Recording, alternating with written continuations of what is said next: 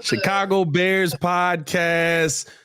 Listen, Pat the designer, Jason McKie. Y'all ain't worried about us right now because, ladies and gentlemen, the man, the myth, the legend, the Windy City Flyer, the Hall of Famer is in the building. Devin Hester finally gets into the Hall. Long overdue. D. Hest, congratulations, brother. How are you feeling right now, man? Man, it's just really for me, it's just a blessing and a dream come true. Just for any football player to get the opportunity to make it to the Hall of Fame, man. Words cannot describe the way I feel right now, man. I'm just taking everything in and truly blessed. Yeah, D-Hess, congrats, man. I know we talked about this for years, man. It seems like it's been a long time coming, man, and we've talked about this moment.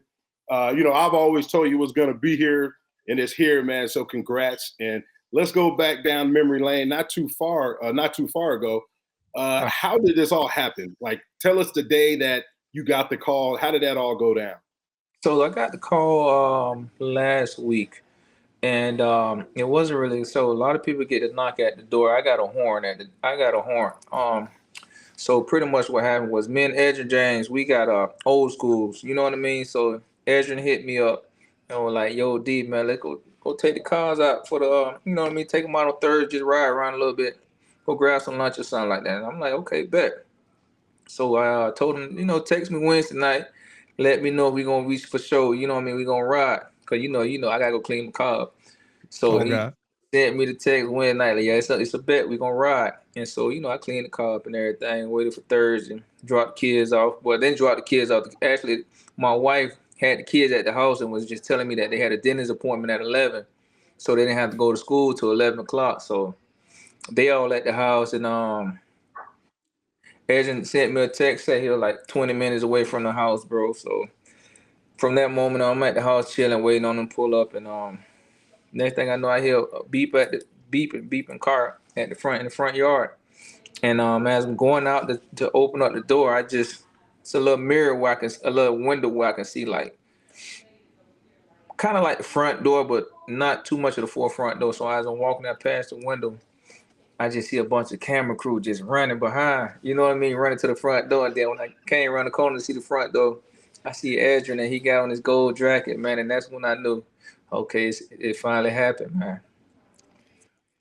What's the first thought, right? You open the door, it's finally happening. What's the emotion, I guess, in that moment of you going through the first year? You've said many times you thought you was first ballot worthy. They don't put you in. Year 2 comes around.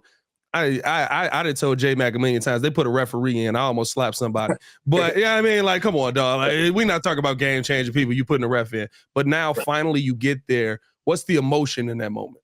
Man, it was all the veterans always told me that, that has experience and went through the Hall of Fame situation, that, no matter if you're first, second, third round, the moment you get that call, that knock at the door, it feels like it's the first for your first round. You know what I mean? And it's just a feeling that just knowing that out of less than 300, 400 players in the NFL that you're one of them now. Yeah, D-Hess, now you got the call from a fellow alum, Edrin James, and now you're going into the Hall this year with another alum, Andre Johnson. Talk about, that relationship that you guys have had, back from the days, but also how does it feel going in with another fellow alum? Man, it feels great. Whenever we can represent, the University of Miami. And, we have about 11 guys right now that's in the Hall of Fame from UM. So we have a little bond connection, like a little brotherly love connection amongst our peers. And, me and Andre was pretty much up for the Hall of Fame the same year, which was 3 years ago when we first had our eligibility. And so me and Dre pretty much was in the same situation. We was always first, finalists for our first 3 years. So yeah, we had experience of calling the first 2 years of calling each other. Like, hey, did you get that call or did you get that knock? And I'm like, nah, man, And so we both experienced having that call. So people don't know, once you make the top 10 finalists, they call you and let you know if you made it or not. And if you didn't make it, they still give you a call and say, hey, man, you was the finalist, top 10, but unfortunately you didn't make it this year. So we was able to share My experience, and yeah, man, you know what I mean. The first year, yeah, man, I got the call. God told me I wasn't in this year. You know what I mean. What about you? And he was like, yeah, I just got off the phone with him too. He told me I ain't make it. So we both experienced that situation for the first 2 years. Our first 2 years of not making it and being able to receive that call and let each other know that we didn't make it. And then this time around, we normally get that call. Like you normally get that call like on the 24th, 25th. And so when we didn't get that call, I was shocked because I was like, well, if I didn't get that call, now it's a good thing. Yeah, And so around the 26th, I called him. I said, Dre, you got the call? He said, nah, they ain't called me yet. It's like, they ain't called me yet neither. So, so that was more a feeling that, hey, man, it's a strong chance that it's a possibility that we may make it this year. And unfortunately, we both made it in at the same time. So it's just a blessing. Absolutely love it. I got to ask you this. I heard LeBron James one time say, right, the 3-1 comeback, he said, that's greatest of all time worthy. When you think about your career, think about all the great plays you've made, think about all the games you've changed by returning kickoffs, scoring touchdowns, whatever it may be. What's the play that sticks out in your mind where you say, that's Hall of Fame worthy right there? It's a no-brainer. You know what I mean? It's a Super Bowl. And just because the situation, you know what I mean, the type of game it was, which is the Super Bowl.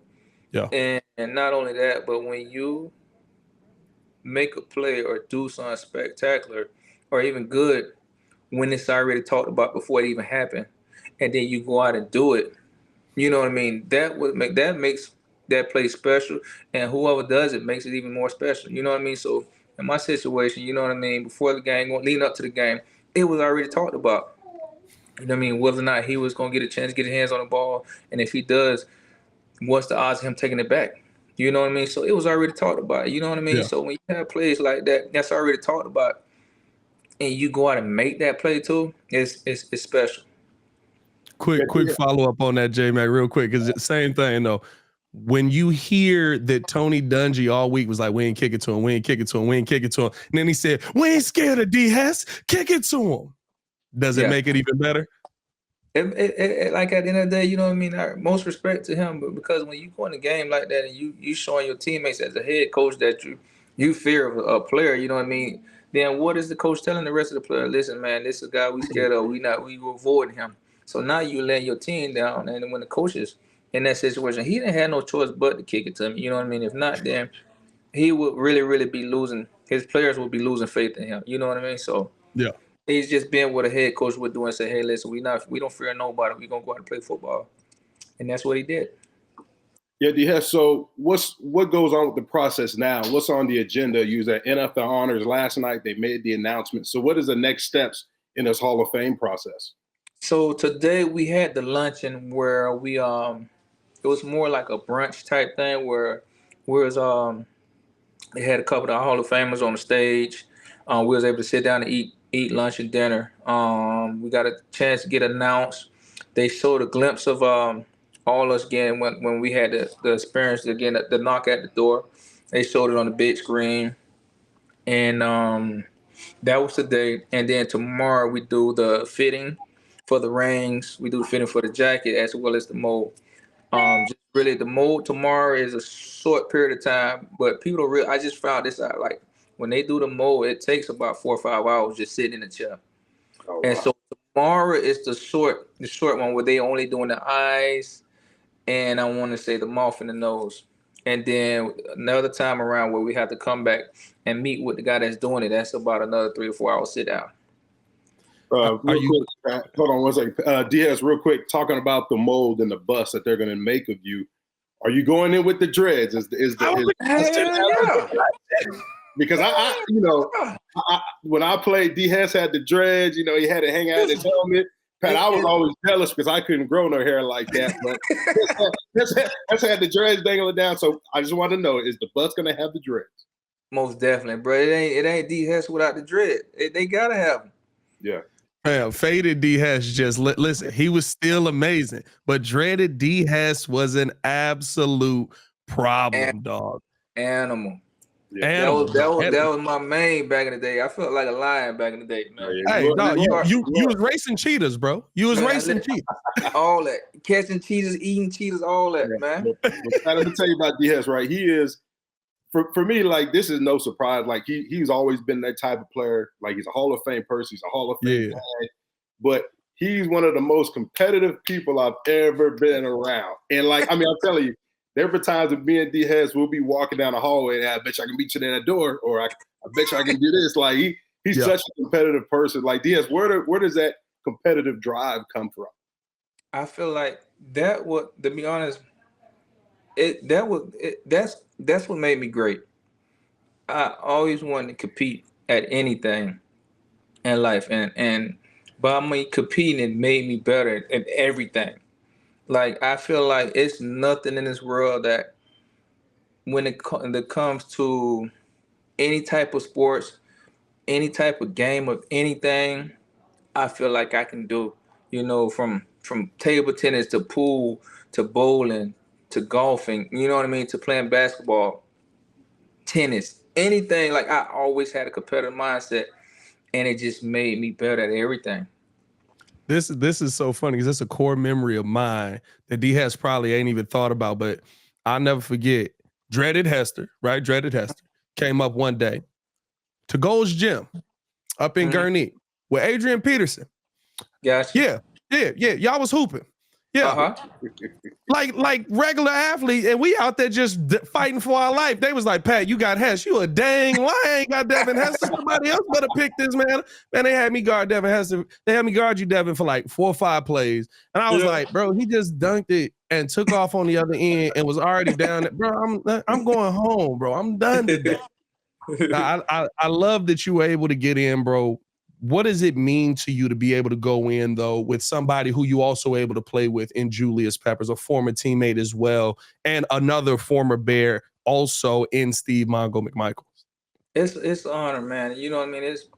I don't feel like this. I feel like this is the first time in history where they had a situation like this where you had 3 players to go in that was on the same team, or at least played on the same team. You know what I mean? And it's a great honor, and it's a great look for the city of Chicago.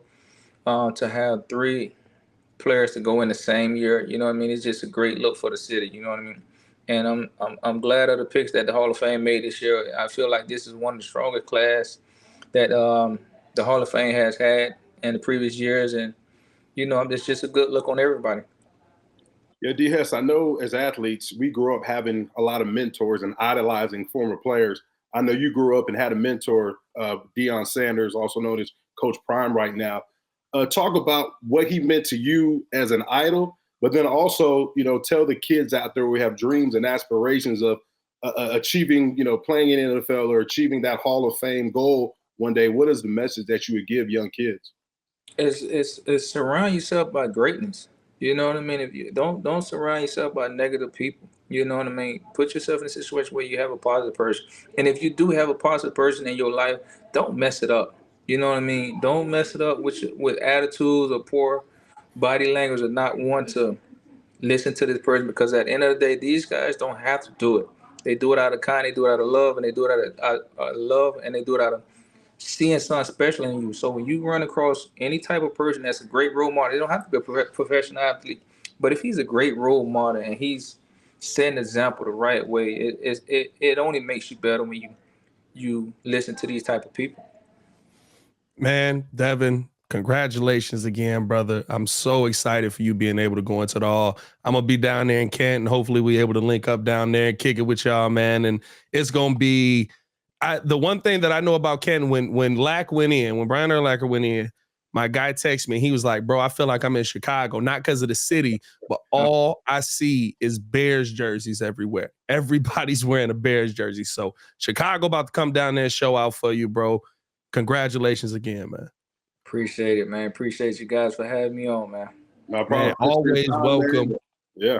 Thanks for your time. And we know you got a busy schedule, man. So appreciate you. And you know me, man.